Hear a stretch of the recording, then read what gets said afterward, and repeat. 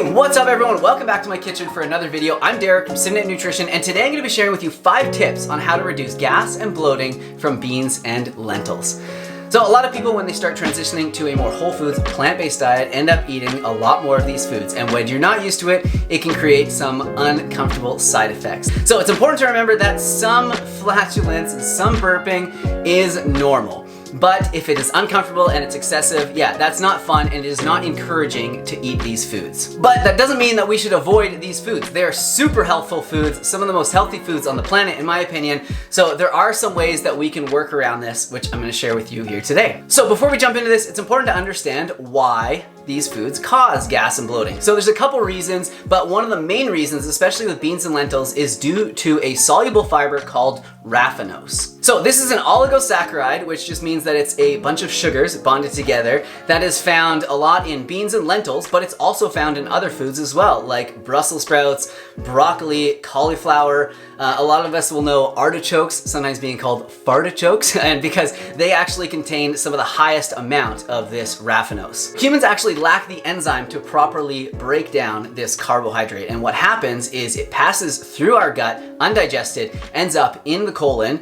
where it then is fermented by our gut bacteria, and one of the byproducts of their fermentation is gas. So it's actually not food for us, but it's food for our microbiome. Pretty interesting. So the amount of gas that one person experiences from a certain food compared to another person is going to differ, and it's going to differ over time as well. It's actually going to decrease over time. We actually become more used to this, more accustomed to eating these foods, which I will talk about a little bit later in this video. But now that we understand that, let's just jump right into the tips. Number 1, choose beans and lentils that have a lower raffinose content. I know, seems simple enough, but which beans and lentils are these? So I actually had trouble finding like a nice, simple, clean list that showed all the common beans and lentils and grains that we commonly eat. But after looking through a whole bunch of different sources and kind of compiling this information, I was sort of able to figure it out. So it seems that lentils have less raffinose in them than beans do. And then the smaller the bean or lentil, the less raffinose those have as well. So that isn't a hard rule, but it is a general rule. So some of the lower raffinose options for beans would be adzuki. They're one of the absolute lowest raffinose content beans. Mung beans are another one that are fairly low. Black-eyed peas, a quenelle or white kidney beans, I think they're often referred to. Those are all some lower raffinose options that you could choose from. And then some of the beans that have the highest raffinose content that you might want to limit or, just start really slow on, unfortunately, are a lot of the more common beans that we eat. So fava beans are one of the highest, and as you know, it's a very big bean, so that makes sense. Also, kidney beans, black beans, pinto, and chickpeas. Those are all fairly high in raffinose content, and it sucks because those are like the most common ones that we eat. But hey, don't shoot the messenger. I'm just telling you guys the information. But with some of the tips that I'm going to share with you coming up, you still might be able to eat those. So yeah, just stay tuned. Canned beans are said to have less raffinose than like their home-cooked counterparts, just because the canning process tends to break down some of those indigestible fibers. And then unfortunately, I found out that edamame or soybeans are quite high in raffinose content. So some people seem to do better with tofu because the processing does tend to break up some of those fibers. But your best option for soy products is going to be tempeh. The fermentation is definitely going to break down a lot of those raffinose oligosaccharide sugars that we can't digest. It's going to make it much more digestible. So yeah, try and get friendly with tempeh.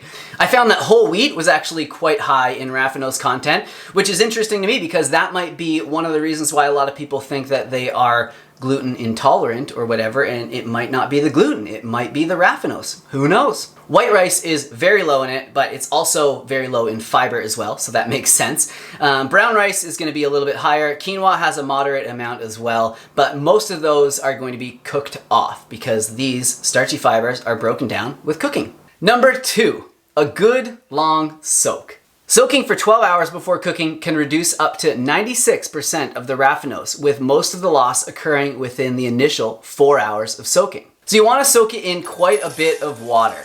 Generally, you want to try and use at least 4 cups of water to 1 cup of dried beans or lentils.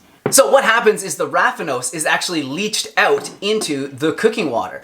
So you want to make sure that you discard that water before cooking. You don't want to use that water at all. And if you want to have maximum gas reducing benefits, what you can do is you can change the water a couple times during that soak. And the best time to change it would probably be after that first 4 hours where most of the raffinose is leached out.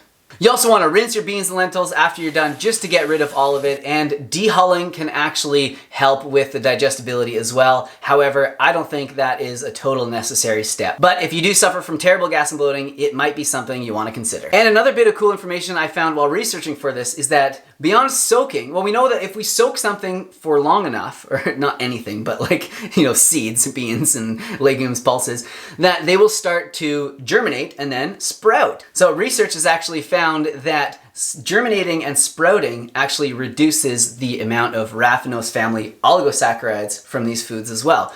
So there's another option for you. However, I would assume that these are probably best used for like smaller things like, like the small lentils and stuff like that. Like I don't think you would want to eat sprouted like fava beans or kidney beans or something like that, but hey, I don't really know. I would still cook those ones. Number 3, try using kombu. So kombu is a super nutritive sea vegetable that's traditionally used in Japanese cooking, and it actually contains the enzymes beta and alpha galactosidase that actually help to break down raffinose into simple sugars so that it can be digested. So it was actually difficult to find any like hard-backed science that promoted this idea. If you guys find it, let me know. Put it in the comment section down below. Like kombu definitely contains these enzymes, but it's more of like a traditional and cultural thing that has been like passed down through generations. I haven't seen any science on it yet, but enough people seem to get relief from it that I think it's definitely worth a try. However, I couldn't help but be a little bit skeptical of this idea because we know that enzymes are heat sensitive and they get denatured with heat. So sure enough, I looked up alpha galactosidase and it starts to become inactive at around 60 degrees. We know that boiling water is at around 100 degrees, and that's what we usually cook like beans and lentils and stuff in. So wouldn't that be killing the enzymes that are supposed to be doing the work? So my theory, stay with me, I'm just kidding.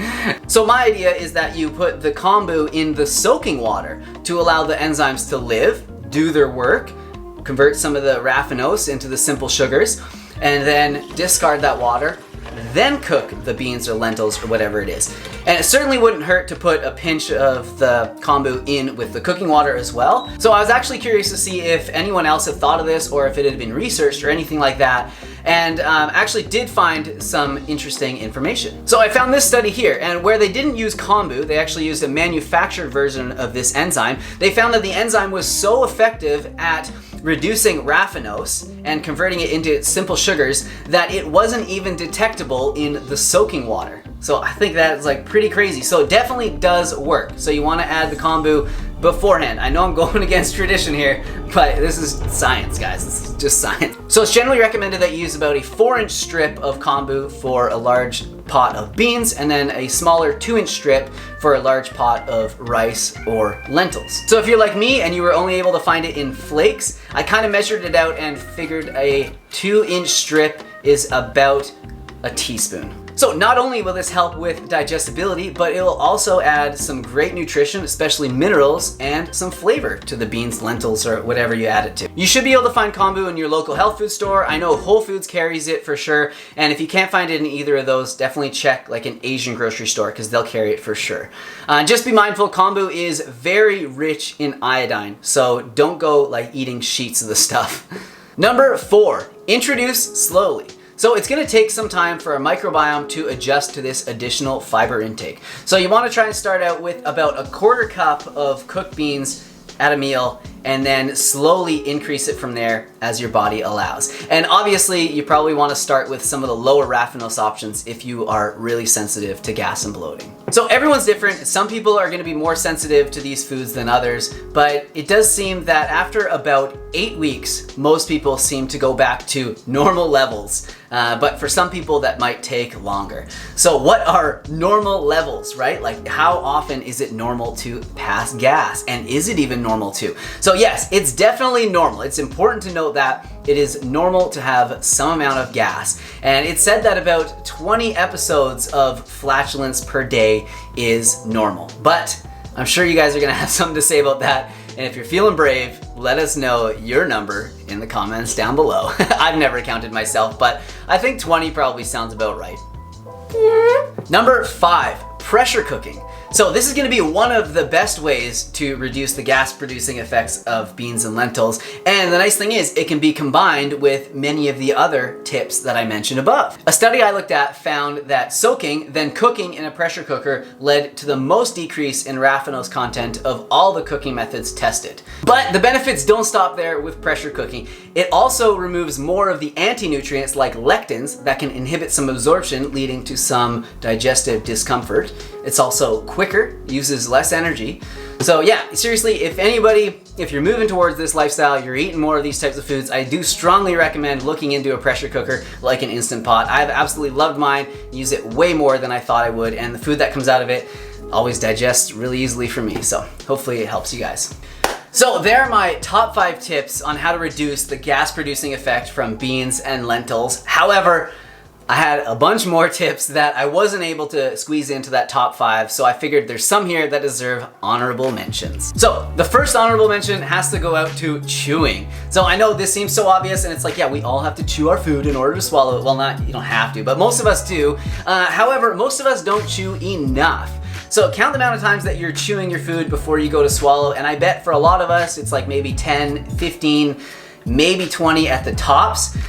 So try chewing it for like another 10, 15 bites. Try chewing it for like 25, 30% longer and just see how it improves your digestion. But even beyond that, further chewing your food will help break the food down into more of a paste rather than into chunks. And if you think about the amount of air pockets that are in, like big chunks of food versus, more of a paste or soup or something like that, there's a lot more air in the chunks of food. And if we're swallowing, small bits of air in amongst all that food, 30, 40, 50 times per meal, that's gonna add up to a lot of swallowed air. So there's another reason why you should be chewing your food more. So I know it sounds crazy, but it's true. We actually end up swallowing about 2 quarts of air just through drinking and eating every single day. And about half of that comes out this way, half of it comes out the other way. So take your time, chew your food a lot, chew it more than you think you need to, relax, enjoy your food. You'll digest it better. So to go along with that, I would also like to point out that blending or mashing your food can sort of help to pre-chew it, so then it is also easier for us to digest. It's further broken down. One of my favorite things to do with beans is just to take a can of beans, throw it into the blender with some herbs and spices, maybe some salsa, blend it up, and then just saute it like that. So basically you're just making like refried beans. So while we're talking about herbs and seasoning, that is another way that you can help with gas and bloating is by adding certain herbs and spices to your food.